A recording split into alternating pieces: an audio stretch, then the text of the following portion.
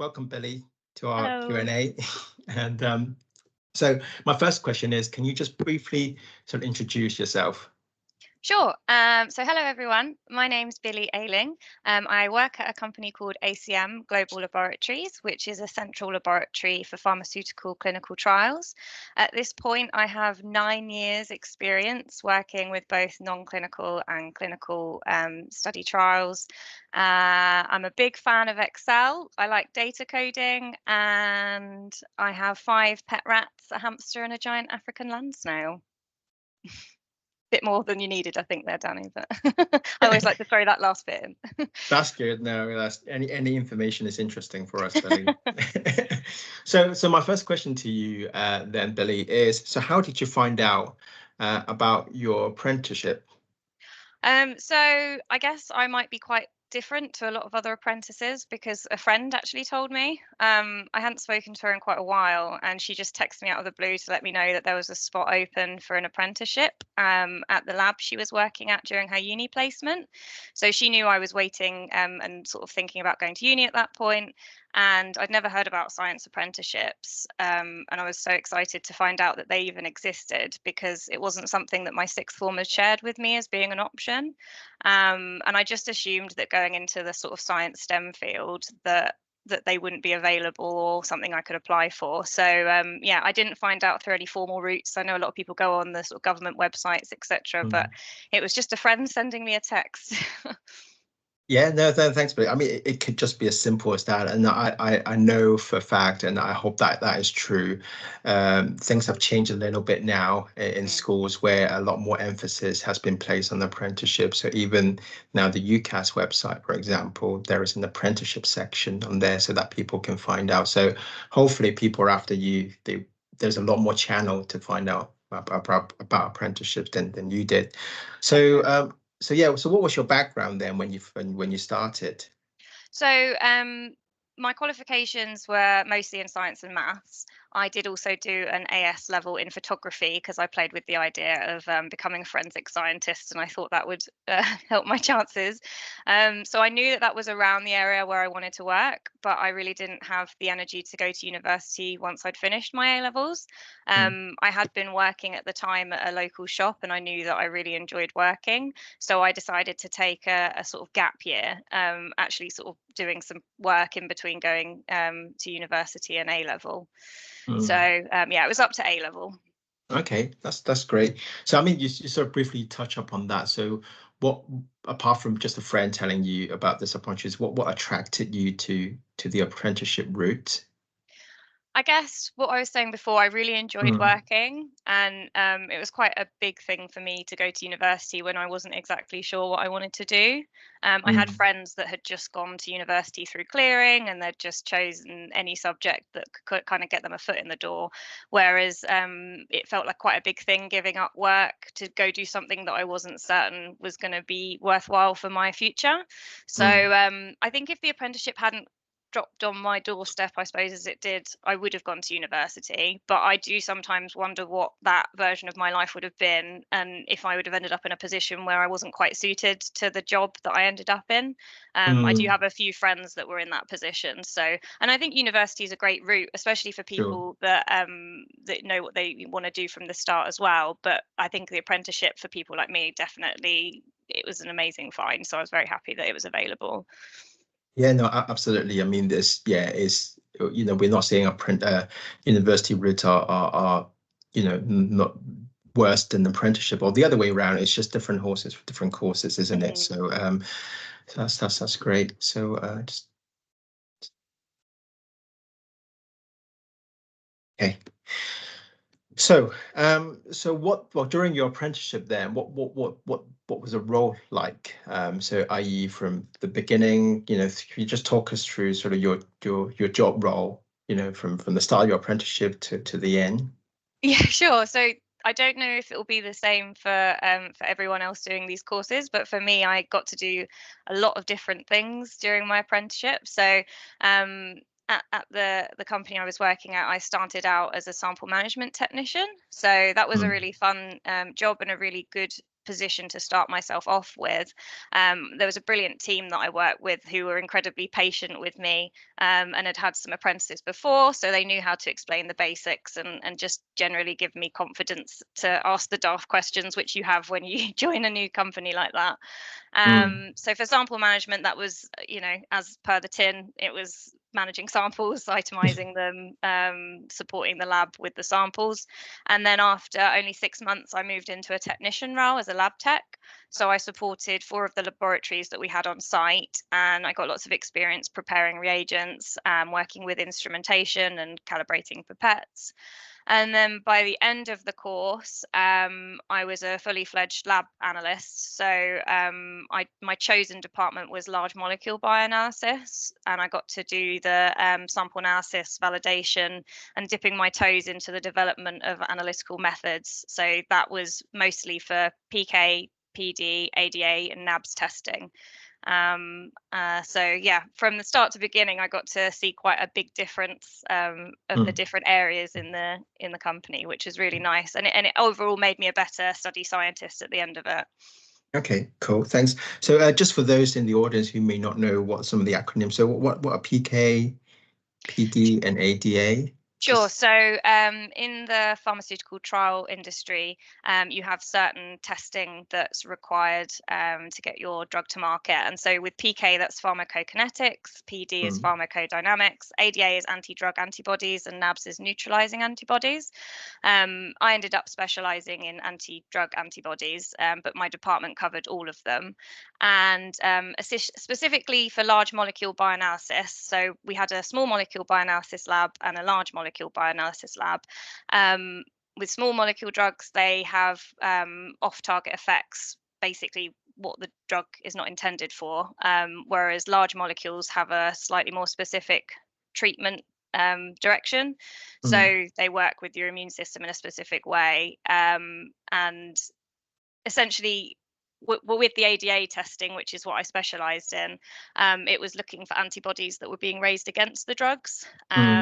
So yeah, I guess I can go on for a very long time, Danny. So stop me, tell me the specific ones what you want to know the answers to. But yeah, PK is probably the most common one that people are aware of, which is where you're just testing a patient's sample to see the level of drugs that they have in their body at certain times during the treatment. Okay, cool. No, thanks, Billie. Yeah, so we don't want to turn this into a scientific... that's what I was worried about. So I stopped myself. I've heard myself. No, it's great information. So I'm sure our audience will appreciate sort of some level of basic understanding. I think that's great. So in terms of your apprenticeships, then, so how did you think CSR has helped you develop during your program? So I was having sort of 1 day a week that was my training day, and I found that CSR helped me develop greatly with my general understanding of the business. So we did a lot of work with quality assurance, which at the time, especially when I was in sample management, I wasn't seeing as much real term effects of a lot of the things we were doing at the beginning of when I started, the very start. But then as the course went on and we built up on the knowledge, it suddenly became so clear that quality assurance in a regulated environment was so important. So the topics were very much sort of geared for the work we were doing. And the understanding of the scientific background of my role. So CSR were brilliant in the sense that I would often come back from my week of work, and I would say, I have no idea what's going on and I don't know what I'm doing. And my tutor was able to explain some of the science to me, or some of the regulatory things that I need to have awareness of. And it just generally gave me a little bit more context to my work. And it just gave me a comfortable environment where I felt like I could ask those questions. And generally, I find myself to be a bit more qualified with the hands-on experience, having had that support from CSR. Just that open door policy where I can ask, what I need to. So cool. Thanks, Billie. Just a bit of a disclaimer here. We haven't paid Billie to say that. So I think everybody on the call would sort of agree. I think in order to have a really positive experience, just not just apprenticeship, but in your workplace, you need people, you need support from line managers or from your peers. So Mhm. I'm guessing from the vibe of your responses, you have a very supportive, or you have supportive colleagues and supportive line managers in your program. Is that the case? I hope everyone was as lucky as I was. I assume that maybe having an apprenticeship cohort before me may have helped as well. But Mm, with my time as an apprentice, all of the teams that I came across were amazing in giving me so much support. And I think one of the things that really drove me to improve myself and to do the best I could was that I always felt like I was part of the team.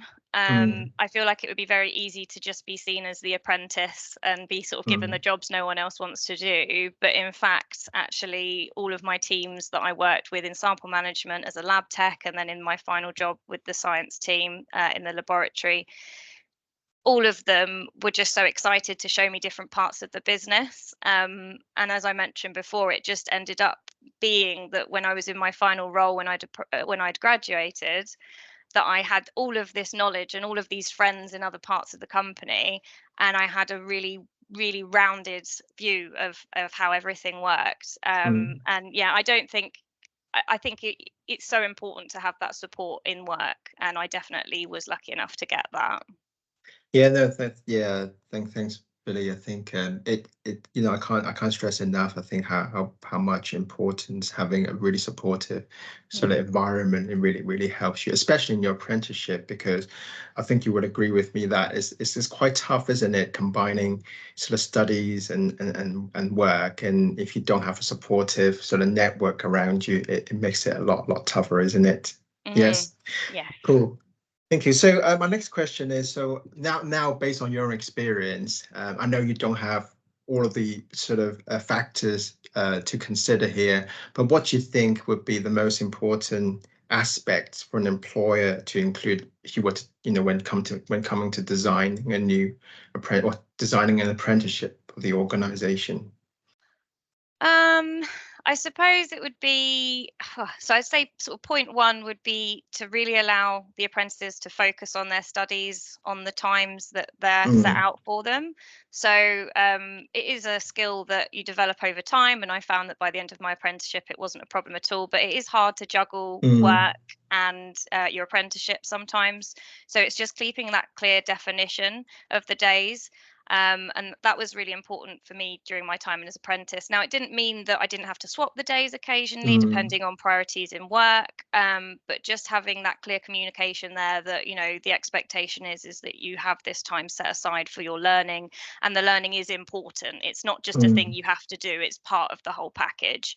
mm, So that would probably be my first point. And then I guess the other one could be that is just keeping in mind that your apprentices will be coming from like a huge range of experience and interest points. mm, So for me, I joined in a cohort of 4, and my peers were sort of around 18, 19, and I joined at 21, 22.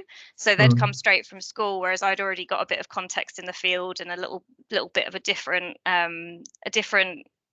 I can't think of the word, but a point of view on what I needed from the mm, course. mm, So I think the best way to accommodate their success would be just to regularly check in with them and make sure they're happy with the program, and just show the support you can. And I mm, guess to go on to a third point, if I have one, mm, is if possible, if you going for having multiple cohorts of your apprentices, is just to encourage them to communicate between themselves. So I ended up line managing for a short period of time one of the apprentices in the cohort below me, and mm. those kind of things are very useful because in the end, the the teacher teaches the teachee in the end. I don't quote me on that one, but it meant that I understood where they were coming from, Yeah. and it's a lot less effort on my part because I knew what they needed with the course projects, etc.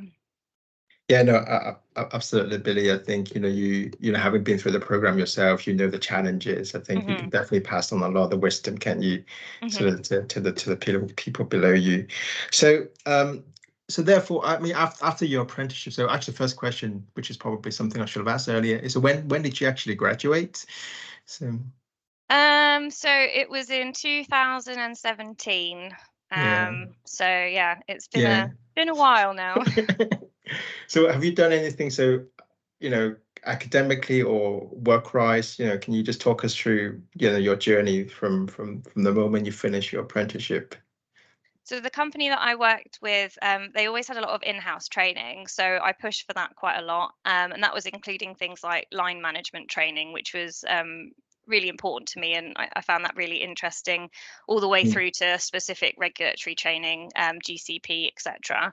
mm, But then I went on to do some advanced Excel training, and that was I'd had to travel, and that was a few days. And that was after I discovered my intense passion for data and coding, which I'm sure we all share. And then last year, I self funded an agile project management course. So that was very worthwhile, and I enjoyed that quite a lot. And I'm looking to possibly do some additional project management courses in the near future, along mm, with, actually, funny enough, I have dabbled in Lean Six Sigma, but it's mm. something I want to get accredited to. So I've recently, on the slides today, found out that CSR might support in that. So I might be getting in contact with you, Danny, about that shortly. Yeah. Okay. Good. No, thanks. And we're almost coming to the end of this Q&A actually, and I guess my final question to you, Billie, is so to anybody, I know not necessarily on this call per se, but anybody who you're thinking about apprenticeships, what advice would you give to those people? I suppose it would be, and it's the advice I've always given, is that, Mm, especially in this industry, you never stop learning. So I really encourage people to find their USP, your upselling point. You don't know when you're going to work it out, but you'll find it. Find the part of the job that you enjoy, and spend your time further educating yourself on it. And just don't feel overwhelmed. Don't worry too much about being surrounded by all these amazing minds. Just know that you deserve to be there. Work as hard as you can. If you're struggling or if you need more support, just go straight back to CSR, because it's in their best interest to get you through the course. So it's everyone's got you, and it will be okay. cool. Well, thanks very much, Billie, and thanks very much for your time today. So no, I think it's been very useful. It's been very um, a positive experience, I think, hopefully for everyone on this call today, so sort of listening to your sort of journey and how you've developed since your apprenticeship as well. So thanks very much. Of course. And if you have any, follow-up questions, please feel free to direct them towards me.